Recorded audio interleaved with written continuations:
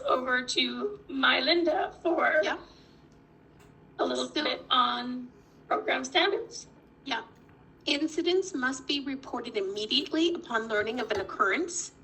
Incidents are followed as emergency evacuation, unexpected program closure, an intruder in the program residence, a serious injury to a child that requires the program educator to request emergency health care, an error in medication by the program educator, the death of a child, an unexpected absence of a child from the program, so a missing child, a child removed from the program by a non-custodial parent or guardian, an allegation of physical, sexual, emotional abuse or neglect of a child by the program educator or another resident of the program's home, the commission by a child of offense under the Act of Canada or Alberta, a child left unattended in the program premises outside the program operating hours.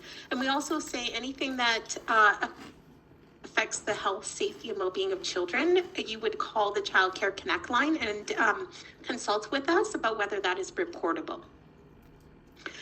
After calling the Child Care Connect line, you would then complete the incident report form that is on starting and operating a child care program in Alberta, and then that you would email that to the Child Care Connect line.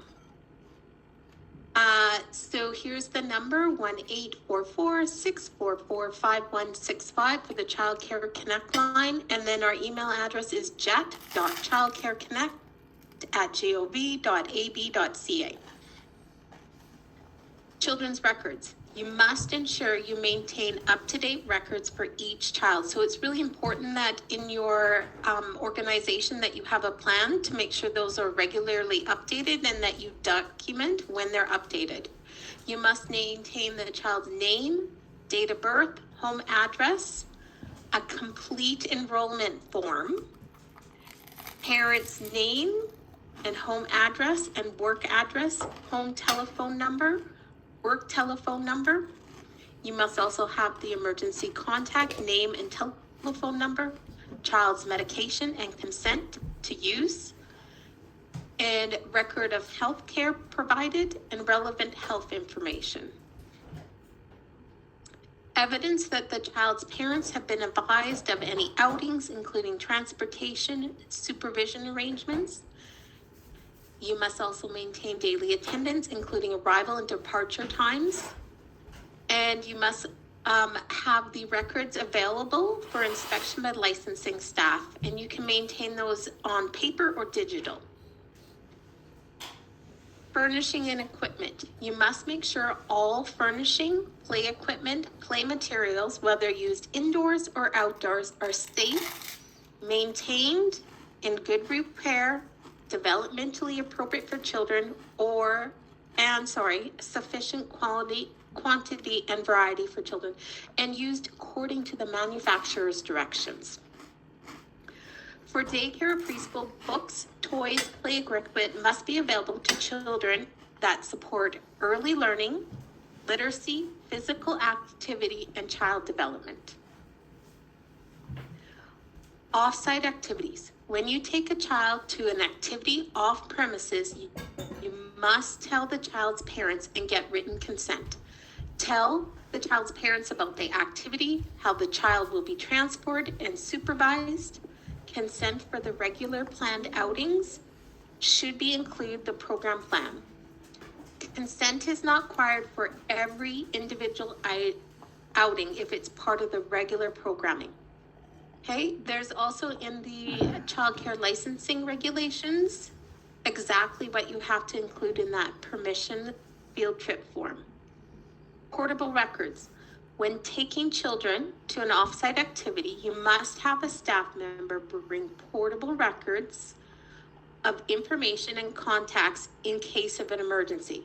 So portable records must include child's name, date of birth, parent's name and phone number of the emergency contact, any relevant health information about the child, local emergency, poison control, phone numbers. Outdoor space. There are different outdoor play requirements based on the type of care.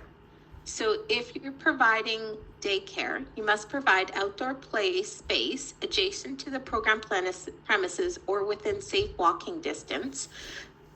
Space must accommodate at least 50% of the licensed capacity, a minimum of 2 meters for each infant, 4.5 square meters for each child under 19 months. Out of school care, you must provide outdoor play space for children within safe, easy walking distance from the program. Preschool is not required to have outdoor play space. Outdoor play space for daycare. So section 19.2 covers outdoor play space. It must be securely enclosed at all times. The entrance and exits from the outdoor play space do not lead to into the interior of the program, must be kept closed at all time. The next requirement is 19.3. The outdoor space that meets the requirements of section 2 is not reasonable available to children receiving daycare. The children receiving daycare will be adequately supervised and protected in the outdoor play space. So you need to submit a plan about your outdoor play space in your program plan. And then if you do not have something on your property, then you can apply for an exemption, but you're going to have to submit a very detailed plan about supervision, transportation, and it has to be within safe, easy walking distance. And consider we have really cold winters and really hot summers. Child guidance. Child guidance is the approach used by a program to teach children the exceptions and skills required to be successful. Positive child guidance gives children a sense of security and protection and creates a positive and safe environment. Child guidance. You're responsible for making sure you communicate the child care guidance methods used in your program to parents, staff, and children where developmentally appropriate. So that developmentally appropriate, you need to give examples of how you're going to support a child with an infant with child guidance and a 5-year-old regarding child guidance. Any child guidance action is reasonable in the circumstances. You must never inflict physical punishment, verbal or physical degradation or emotional deprivation, physical restraint, confinement, or isolation. Health and safety. The following numbers must be posted in the program premises and readily accessible. 911, poison control, and the child abuse hotline. If a child has an accident or serious illness, you must ensure the child's parent is notified and the child receives the necessary medication. I would also add that you post the Child Care Connect line, a number, because usually when you need that number, it's hard to find it when you're flipping your lid. I would do that. Emergency evacuations. You must post emergency evacuation procedures and phone number for after hours in a way that is visible from the outside of the program premises. You must ensure the emergency evacuation procedures are known to all staff and children where developmentally appropriate. Potential health risk. If a child is exhibiting signs or symptoms of illness, you must ensure the parent arranges to have the child immediately picked up. You must ensure a child is kept away from the other children until they are picked up. The child may return if they are symptom-free for 24 hours or with a physician's note stating the child does not pose a risk to other children. If you can't reach the parents, then you're also contacting that emergency contact to come and pick up the child. Medication and healthcare. You may administer medication or other health care to a child only if you have written consent of the parent. The medication is in the original labeled container, and the medication is administered according to the labeled directions.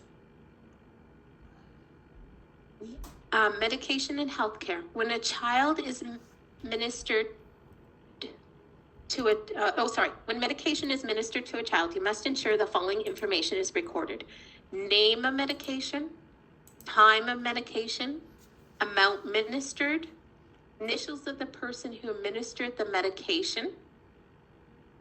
You must ensure the medication is stored in a locked container inaccessible to children. An exception is medication required and used by a particular child to prevent medical emergency. The medication must be stored according to the plan, so this gives you guys flexibility to store the medication that is most appropriate for that child and that family.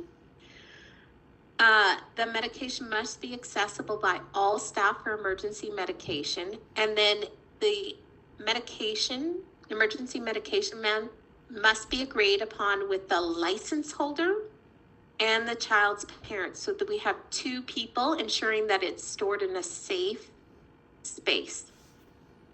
Smoking and vaping. You are responsible for making sure that no person smokes or vapes any substance on the program's premises. No staff or volunteer may smoke or vape at any other location where child care is being provided. Staff or volunteers do not leave any substance or material